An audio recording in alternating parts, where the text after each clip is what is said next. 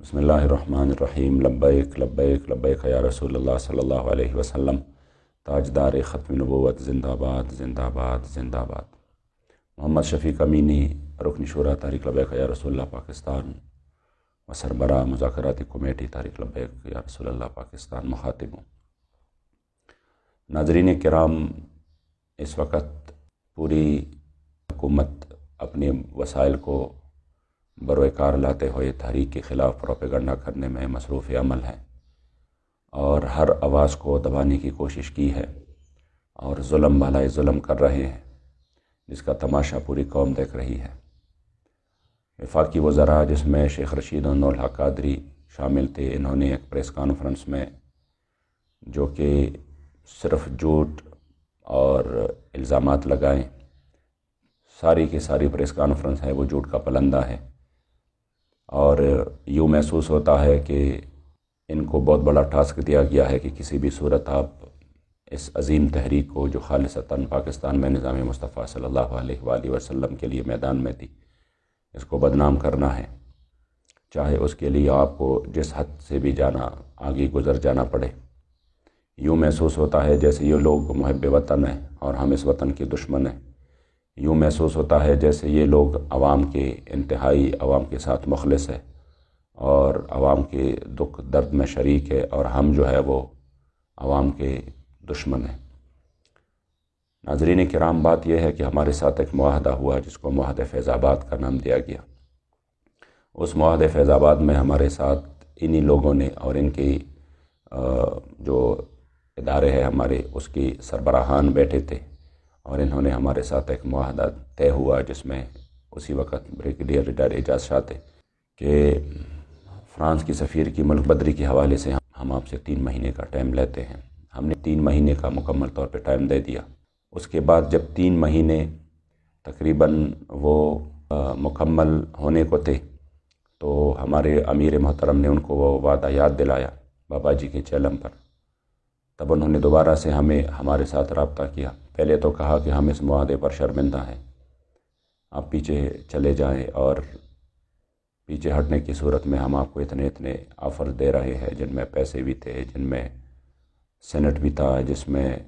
آئندہ کے لیے ہمارے ساتھ اتحاد کی باتیں بھی ہو رہی تھی۔ لیکن ہم نے کہا کہ نہیں، ہمارے تو ان چیزوں سے کوئی واسطہ ہی نہیں ہے، ہم وہ ہمارا مقصد ہی نہیں ہے۔ جو مقصد ہے اس پر بات کرے جو آپ لوگوں نے وعدہ کیا ہے۔ پھر کہا کہ چلو ہمیں 2 مہینے اور دے دیں، جس میں خود وفاقی وزیر نور الحق قادری، شیخ رشید، راجہ بشارت اور ایجنسیوں کی ہمارے اداروں کے سربراہان موجود تھے۔ تب ہم نے ان پر اعتماد کر کے ان کو ٹائم مزید دے دیا۔ اب جب ٹائم یہ بھی مکمل ہونے والا تھا اور انہوں نے کچھ نہیں کیا، تو ہمارے سامنے ایک عام قرارداد کی متن پیش کر کے کہا، جو کہ ایک مذمتی قرارداد تھا، کہ آپ اس پر عمل کریں تو ٹھیک ہے، اور یہ ہم پیش کر دیتے ہیں۔ ہم نے کہا ہم سے جو معاہدہ ہوا ہے، معاہدے کی بات کریں، اس میں تو معاہدے کی کوئی بات ہی نہیں ہے۔ یہ تو 5 مہینے پہلے بھی آپ مان رہے تھے کہ نہیں، آپ سفیر کی بات چھوڑ دو، ہم جو ہے نا ایک مذمتی قرارداد لے آتے ہیں۔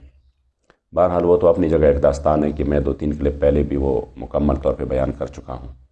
اب جو شیخ رشید نے اس پریس کانفرنس میں بات کی ہے کہ یہ کسی بھی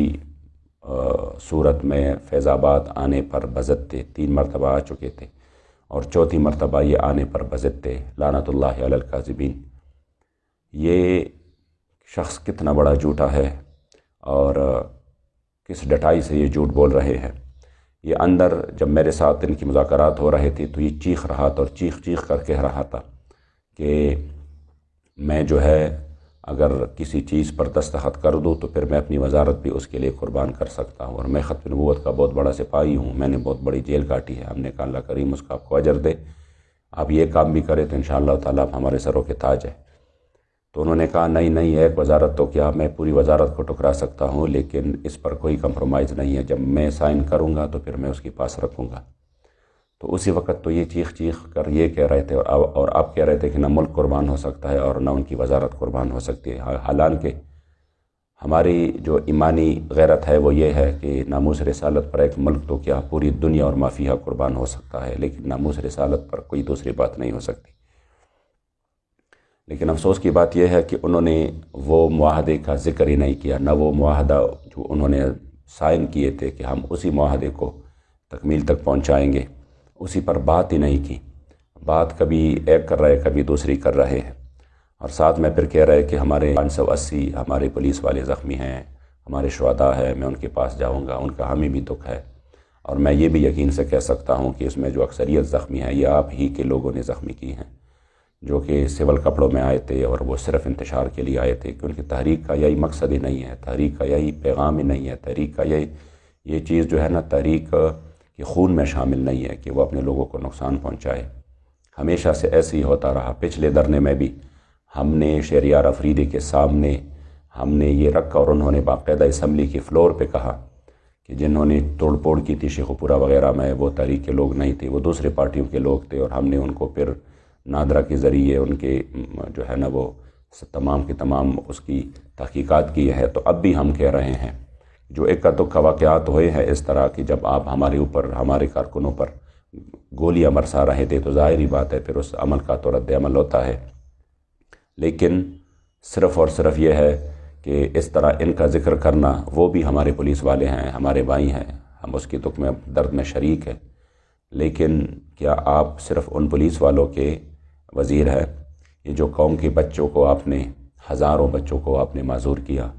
اور ان کی ٹانگیں توڑوائی، ان کی آنکھیں نکالے، اور ان کو بچوں کو، چھوٹے چھوٹے بچوں کو آپ نے ربڑ کی گولیاں قریب سے ماری، جن سے وہ شہید ہو گئے، جو آپ نے سیدھی گولیاں ماری بزرگوں پر، جس میں 80 سالہ بزرگ شامل، جس میں نوجوان لوگ شامل، ان کا تو آپ نے ذکر بھی نہیں کیا۔ کم از کم اس کا بھی میڈیا میں ذکر کرتے کہ ہم نے جو اتنا بڑا ظلم کیا ایک ایسے بندوں پر جو کہ خالصتاً دینی اور شرعی مسئلے کے لیے میدان میں تھے۔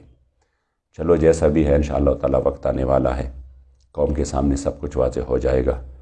اس کے بعد جو نور الحق قادری ہے وہ کہہ رہا ہے کہ میں گزشتہ 2 سال سے ان کے ساتھ انگیج رہا، تو میں کچھ گزشتہ 2 سال کی سٹوری بھی تھوڑی سی قوم کے سامنے لاؤں کہ پچھلی مرتبہ جب آسیہ ملونہ کے حوالے سے پوری قوم روڈوں پر تھی، تو آپ ہی آئے اور آپ نے کہا کہ میں اس میں جو ہے نا وہ درمیان میں ہوتا ہوں اور آپ لوگ اس دھرنے کو ختم کریں۔ پھر اس کے بعد میں نے آپ سے اسلام آباد میں ملاقات کی، میرے ساتھ 2 اور اراکین شورا بھی تھے، اور اس میں ہماری ملاقات شہریار افریدی سے ہوئی۔ ہمیں محسوس ہوا کہ آپ لوگ وعدے کی پاسداری نہیں کر رہے، جو ہمارے ساتھ آپ نے آسیہ ملونہ کے حوالے سے وعدہ کیا تھا۔